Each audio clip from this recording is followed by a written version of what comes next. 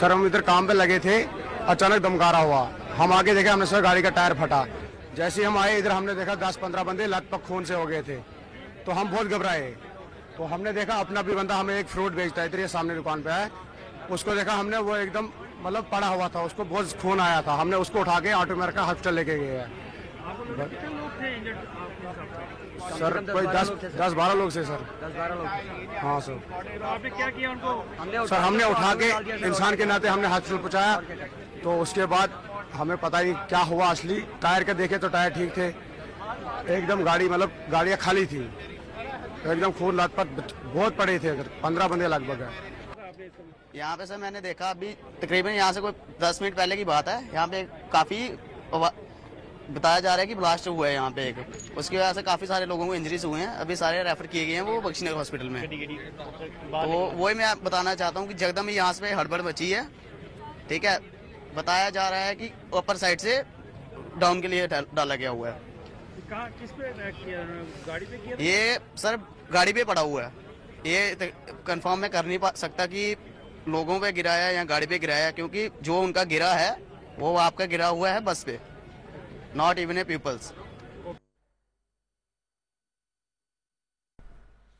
ಅಲ್ಲಿ ಸ್ಥಳೀಯವಾಗಿ ಅಲ್ಲಿನ ಪ್ರತ್ಯಕ್ಷದರ್ಶಿಗಳು ಹೇಳ್ತಾ ಇದ್ದಿದ್ದು ಕೂಡ ಗಮನಿಸ್ತಾರೆ. ಮತ್ತೆ ಹೇಳೋದಾದ್ರೆ ಅದನ್ನ ನಾವು ಒಂದು ರೀತಿ ಟೈರ್ ಸ್ಫೋಟ ಅಂದ್ಕೊಂಡ್ವಿ, ಆ ನಂತರದಲ್ಲೇ ಗೊತ್ತಾಗಿದ್ದು ಬಾಂಬ್ ಬ್ಲಾಸ್ಟ್ ಅನ್ನುವಂಥದ್ದನ್ನ.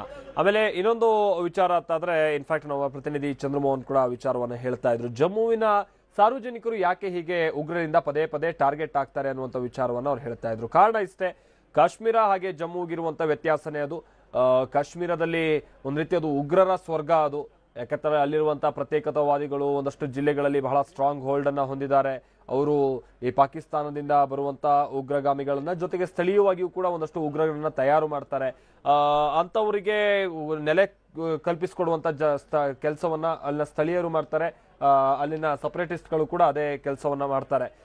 ಹೀಗಾಗಿ ಅಲ್ಲಿ ಸಾರ್ವಜನಿಕರು ಟಾರ್ಗೆಟ್ ಆಗೋದಿಲ್ಲ, ಯಾಕಂದ್ರೆ ಎಲ್ಲ ನಮ್ಮವರೇ ಅನ್ನುವಂಥ ರೀತಿಯಲ್ಲಿ ಉಗ್ರರಿಗೂ ಕೂಡ ಒಂದಷ್ಟು ಭಾವನೆ ಇರುತ್ತೆ. ಆಮೇಲೆ ಉಗ್ರರು ಯಾವ ಮಟ್ಟಿಗೆ ನೇರವಾಗಿ ಬಂದೂಕನ್ನ ಹಿಡಿದು ಹೋರಾಡ್ತಾರೋ ಅದಷ್ಟೇ ತಪ್ಪು ಕೆಲಸ ಅವರಿಗೆ ನೆಲೆ ಕೊಡೋದು ಕೂಡ, ಅವ್ರು ಉಗ್ರರು ಅಂತ ಗೊತ್ತಿದ್ದು ಕೂಡ.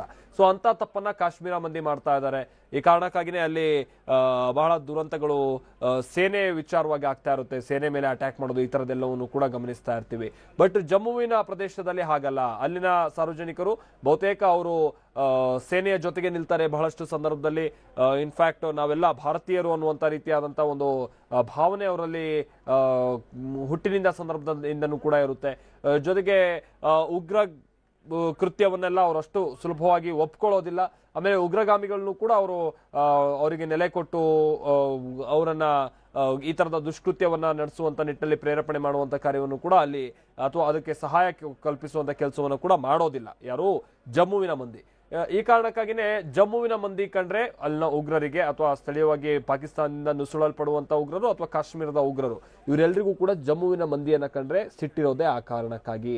ಹೀಗಾಗಿನೇ ಪಾಪ ಜಮ್ಮುವಿನ ಜನ ಆಗಾಗ ಈ ತರ ಉಗ್ರರಿಂದ ಟಾರ್ಗೆಟ್ ಆಗ್ತಾರೆ. ಸಾರ್ವಜನಿಕರು ಹೆಚ್ಚಾಗಿ ಸೇರಿರುವಂತಹ ಸ್ಥಳದಲ್ಲೇ ಬಾಂಬ್ ಬ್ಲಾಸ್ಟ್ ಅನ್ನ ಮಾಡೋ ಮುಖಾಂತರವಾಗಿ ಉಗ್ರರು ತಮ್ಮ ಸೇಡನ್ನ ಜಮ್ಮುವಿನ ಜನರ ವಿರುದ್ಧವಾಗಿ ತೀರಿಸಿಕೊಳ್ತಾರೆ. ಇಂಥದ್ದೊಂದು ಪಾಪ ಕೃತ್ಯವನ್ನ ನಡೆಸ್ತಾರೆ ಜಮ್ಮುವಿನ ಮಂದಿ. ಆದ್ರೆ ಇದು ಯಾವುದಕ್ಕೂ ಕೂಡ ಧೃತಿಗೆಡೋದಿಲ್ಲ.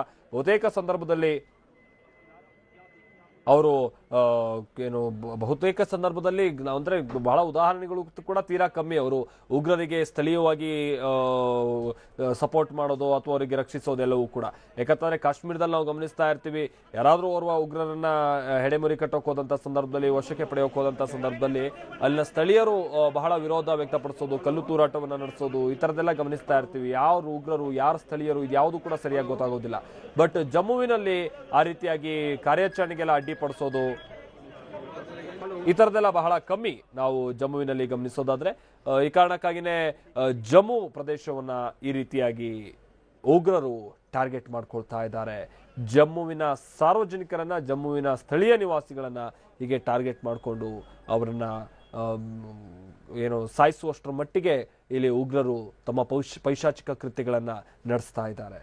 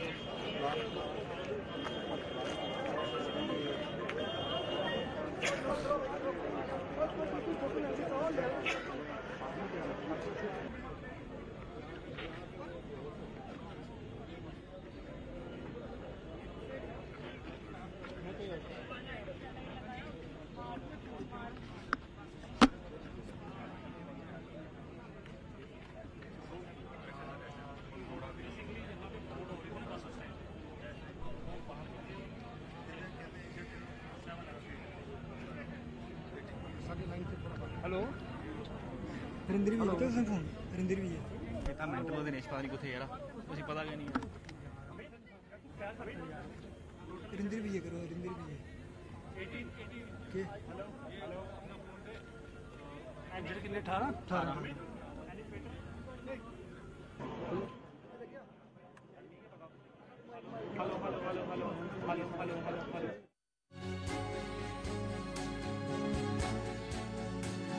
ಆಮೇಲೆ ಇನ್ನೊಂದು ಈ ಉಗ್ರರು ಯಾವ ಮಟ್ಟಿಗೆ ತರಬೇತಿಯನ್ನ ಹೊಂದಿರ್ತಾರೆ, ಯಾವ ಮಟ್ಟಿಗೆ ಈ ತರ ಗ್ರೆನೇಡ್ ಸ್ಫೋಟ ಅಥವಾ ಈ ತರ ಸ್ಫೋಟಕಗಳನ್ನ ಸ್ಫೋಟಿಸುವಂತ ವಿಚಾರದಲ್ಲಿ ಪರಿಣಿತಿಯನ್ನ ಹೊಂದಿರ್ತಾರೆ ಅಂತ ಅಂದ್ರೆ ಜೇಬಿನಲ್ಲಿ ಆತ ಗ್ರೆನೇಡ್ ಅನ್ನ ಇಟ್ಕೊಂಡ್ ಬಂದಿದ್ದ ಅನ್ನೋದು ಗೊತ್ತಾಗ್ತಾ ಇದೆ.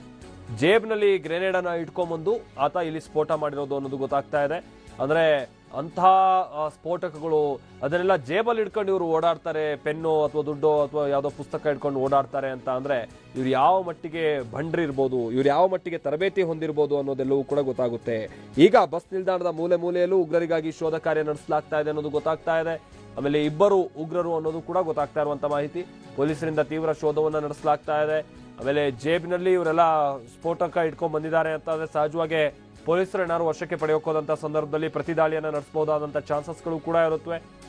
ಅಲ್ಲಿ ಏನಾದ್ರೂ ಬಂದೂಕುಗಳನ್ನ ಸ್ಥಳೀಯವಾಗಿ ಯಾರಾದ್ರೂ ಹತ್ರ ಬಚ್ಚಿಟ್ಟು ಆಮೇಲೆ ಸ್ಫೋಟಕವನ್ನ ಬ್ಲಾಸ್ಟ್ ಮಾಡಿ ಆ ನಂತರದಲ್ಲಿ ಅವರ ಶೋಧ ಕಾರ್ಯಕ್ಕೆ ಬಂದಂತ ಸಂದರ್ಭದಲ್ಲಿ ಮತ್ತೊಮ್ಮೆ ಅಟ್ಯಾಕ್ ಮಾಡುವಂತ ನಿಟ್ಟಿನಲ್ಲಿ ಅವ್ರದ್ದು ಏನ್ ಬೇಕಾದ್ರೂ ಹುನ್ನಾರ ಇರ್ಬೋದು. ಯಾಕಂದ್ರೆ ಮೊನ್ನೆ ನಾವು ಗಮನಿಸಿದ್ವಿ, ಸತ್ತಂತೆ ನಟಿಸಿ ಆ ನಂತರದಲ್ಲಿ ಅಟ್ಯಾಕ್ ಮಾಡಿದಂತ ಉಗ್ರನನ್ನ ಕೂಡ ನಾವು ಗಮನಿಸ್ತಾ ಇದ್ವಿ. ಹೀಗೆ ಇಲ್ಲಿನ ಉಗ್ರರನ್ನ ಈಗ ಯಾರು ಇಬ್ಬರು ಇದ್ದಾರೆ ಅವರನ್ನ ವಶಕ್ಕೆ ತೆಗೆದುಕೊಳ್ಳುವಂತ ನಿಟ್ಟಿನಲ್ಲಿ ಕಾರ್ಯಾಚರಣೆ ಅಂತೂ ಬಹಳ ತ್ವರಿತವಾಗಿ ನಡೀತಾ ಇದೆ.